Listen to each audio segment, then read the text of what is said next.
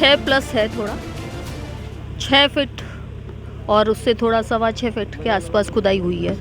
Ma'am आज निकाल लिया जाएगा चेतना को? पूरी उम्मीद कर रहे हैं, पूरी कोशिश कर रहे हैं। क्योंकि मैम भारत का भी आप जो कह सकते हैं कि सबसे लंबा रेस्क्यू है, वो कह सकते हैं कि अब उसकी श्रेणी में आने लग गया है। बोरवेल का सबसे लंबा रेस्क्यू है और 175 घंटों से अधिक समय हो चुका है और उम्मीद ये है कि चेतना को जल्द से जल्द बाहर निकाला जाए। चुनौतियाँ कई आती है, हर चुनौती जो कह सकते हैं कि नई समस्या पैदा कर रही है। मतलब नीचे जो पथरीला स्ट्रेटा है, ऐसा बिल्कुल मतलब इतना बिल्कुल आइडिया नहीं था कि ये बिल्कुल चट्टान की तरह नीचे जो है वो पत्थर है। तो उसको काटने के लिए और सारे जो हाथ से कटिंग हो रही है, ये जो हैमर, चिपिंग मशीन और लगातार जो टीमें काम कर रही है, वो लोग मतलब एक तो जहाँ पे वो पत्थर काट रहे हैं वो पत्थर नीचे गिर रहा है, वो पत्थर पूरा नुकीला है, उन्हीं नुकीले पत्थरों के ऊपर बैठ के वो लोग काम कर रहे हैं और लगातार काम कर रहे हैं। पूरी रात 24 घंटे काम चल रहा है। तो 3-3 के टीम बना के नीचे जा रहे हैं। एक बार में 3 व्यक्ति नीचे जाते हैं और फिर 1.25 घंटा 1.5 घंटा एक टीम काम कर पाती है, फिर वो टीम बाहर आती है, फिर दूसरी टीम भेज रहे हैं। इस तरह से कंटिन्यूअसली मतलब काम चल रहा है। परंतु जो पथरीला जो है और नीचे बहुत ज़्यादा डस्ट भी हो रही है, उसको लेकर भी हम कंप्रेशर यूज़ कर रहे हैं, उस डस्ट को बाहर निकाल रहे हैं बार बार अंदर जो डस्ट है। और इनके आँख, नाक, कान, इसमें भी मिट्टी जा रही है। उसके लिए भी हमने जो गैजेट्स हैं, गियर्स हैं, सारे लेटेस्ट अपडेटेड मंगाए हैं। और इसके साथ साथ हमने ये जो काम कर रहे हैं केवल एक गाइडेंस के लिए और एक और ज़्यादा कॉशियस होने के हिसाब से हमने कल जो है 3 अलग अलग जगह से टीमें भी बुलाई थी, रेस्क्यू टीम्स, जिसमें कि हमने कॉपर माइंस खेतड़ी से और आगूचा भीलवाड़ा से माइंस और कायड़ माइंस अजमेर, इनसे भी हमने माइंस एक्सपर्ट और इनके जो कुछ इंस्ट्रूमेंट्स के साथ बुलाया था इनको, ताकि हम ये देख सकें कि जिस दिशा में हम खुदाई कर रहे हैं वो दिशा भी हमारी सही हो और जिस दिशा में हम काम कर रहे हैं वो काम भी हमारा ठीक है। तो लगभग सभी टीम्स ने हमारे काम के ऊपर संतुष्टि जताई है और सबका ये मानना है कि काम सही हो रहा है। जियो नेटवर्क वालों को भी बुलाया गया था, लेज़र मशीनों से, उससे भी पूरी सब चीज़ों से हम हर तरह से आश्वस्त होकर काम कर रहे हैं कि जो हम इतना मेहनत हमारी जो लोग लगे हुए हैं उसका सही रिजल्ट आए। तो मेहनत आप लोग क्या कर रहे बच्ची की हैं, स्थिति में को कह पाएंगे? बच्ची वापस नीचे खिसकी है थोड़ी बहुत। हम उम्मीद कर रहे हैं ईश्वर से, आप जैसा सब भी कर रहे हैं उम्मीद, वैसा हम सब भी उम्मीद कर रहे हैं कि वो सुरक्षित नहीं, बाहर रेस्क्यू आए। के दौरान पहले 10 फीट ऊपर लाने की बात थी, 10 फीट ऊपर आई तो क्या वापस नीचे खिसक गई? अब तो जो है पाइलिंग मशीन वाले वेल पे ही काम कर रहे हैं। पिछले 5 दिनों से वेल पे ही, इसी जो जिसको आप हम सब प्लान बी कह रहे हैं, उसी पे काम चल रहा है। बताने की स्थिति में दोसा है। के अंदर 3 प्लान पे एक साथ वर्क किया जाता है, जिसके अंदर एक प्लान होता है जिसके अंदर पाइलिंग मशीन से काम किया जाता है, दूसरा प्लान होता है जेसीबी से बराबर में बोरवेल के बराबर में खुदाई होती है, तीसरा प्लान होता है जुगाड़ सिस्टम से बच्चे को निकालने की। क्या आपको नहीं लगता था कि यहाँ पे भी हमें 3 प्लान पे काम करना चाहिए? और दूसरा ये कि जिस तरीके से लगातार समय लग रहा है, भौगोलिक स्थिति, क्या आपको वास्तु स्थिति इसकी पता नहीं थी? क्योंकि आसपास में काफ़ी बड़ी जो कह सकते हैं माइंस वगैरह भी लगी हुई है, सीमेंट की फैक्ट्री भी है, पथरीली जगह का। पहली बात तो मैंने जैसे पूर्व में भी आप लोगों से सभी से निवेदन किया और आप सभी परिजन भी देख रहे हैं, मीडिया भी देख रही है कि ऑपरेशन बेसिकली 2 ही ऑप्शन है। तीसरा ऑप्शन जो आप खुदाई की बात कर रहे हैं वो चाहे पाइलिंग मशीन से करो चाहे जेसीबी मशीन से करो। यहाँ पे भी शुरू में जो काम किया गया था वो जेसीबी मशीन से किया गया खुदाई का काम, और उसके बाद पाइलिंग मशीन एग्जैक्ट नीचे तक जाती है। तो मुख्यतया जो काम जिस तरीके से हो रहा है वो वही ऑप्शन है।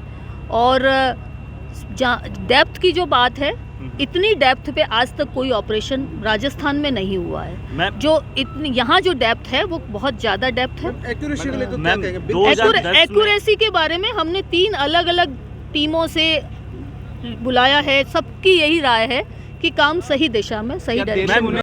सबसे पहले मैं ये कहना चाहता हूँ कि भारत में तकनीकी का कमज़ोर है तकनीकी। क्योंकि चांद के ऊपर 3,84,000 किलोमीटर के ऊपर जा सकते हैं, बाकी 170 फीट पर नहीं जा सकते। तो ये भारत का विकास नहीं कर सकते इसमें, क्योंकि अब भी मशीनरी में, तकनीकी में, टेक्नोलॉजी में इनमें कमी आ रही है। ये विकास नहीं है। यदि विकसित देश भारत आगे बढ़ेगा या विकसित देश बनने की कोशिश करेगा तो इनके ऊपर भी अपने को गौर करना पड़ेगा। 7 दिन का टाइम बहुत लंबा होता है और मात्र 150 फीट अपन नहीं पहुंच पाए तो ये विकास नहीं, अपन विकसित इस प्रकार से तो नहीं बन सकते। एक तो प्रशासन की लापरवाही है इसमें सर, क्योंकि जो काम जिस हिसाब से होना चाहिए जवाबदेही नहीं है। कोई भी अधिकारी है उसकी जवाबदेही नहीं है इसमें, और जब तक कोई काम अपने ऊपर लेकर नहीं करेंगे और उसके ऊपर तकनीकी का आधार, कोई भी तकनीकी हो, उसमें जब तक अपनी जिम्मेदारी के आधार से कोई काम नहीं करेंगे तो काम पूर्ण नहीं हो पाएगा। इनकी मिली भगती है सर, ये अपने जो जिम्मेदारी है ना, अपनी जिम्मेदारी से मुख मोड़ रहे हैं। बात ये है 7 दिन का टाइम बहुत लंबा होता है साहब। ये तो इनको प्रशासन को पूछना चाहिए। प्रशासन को क्या पूछना चाहिए? प्रशासन की जिम्मेदारी है।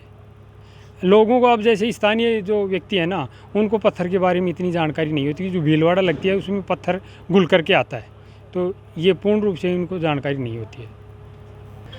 भाई सबसे बड़ा तो ये होता है कि उम्मीद के ऊपर जो भी चल रहा है, उम्मीद के ऊपर चल रहा है। भगवान की यदि मर्जी हो तो मारने वाले से ज़्यादा जिंदा करने वाला बड़ा होता है। हो सकता है कि उम्मीद के ऊपर है कि बच्ची जिंदी भी हो सकती है, और उम्मीद सबसे बड़ी कायम होनी चाहिए। अब सरकार की तो सरकार जानी, सरकार की अपन क्या कह सकते हैं। आप सवाल है नहीं, सरकार तो क्या, अब इसमें ये जिम्मेदारी तो यही बनती है सर। सबसे पहले तो जिम्मेदारी ये बनती है कि इसमें विलम्ब, पहले तो प्लान ए के तहत काम किया जा रहा था, फिर प्लान बी किया, तो इनको यही मालूम नहीं है कि कौन से प्लान के तहत। जब तक कोई भी योजना अपन लागू करते हैं, प्लान बनाते हैं, तो उसमें इनको ही मालूम नहीं है कि कौन सा प्लान सक्सेस होगा। बाकी और स्थानीय लोग तो नए हैं, वो क्या कह सकते हैं इनके बारे में।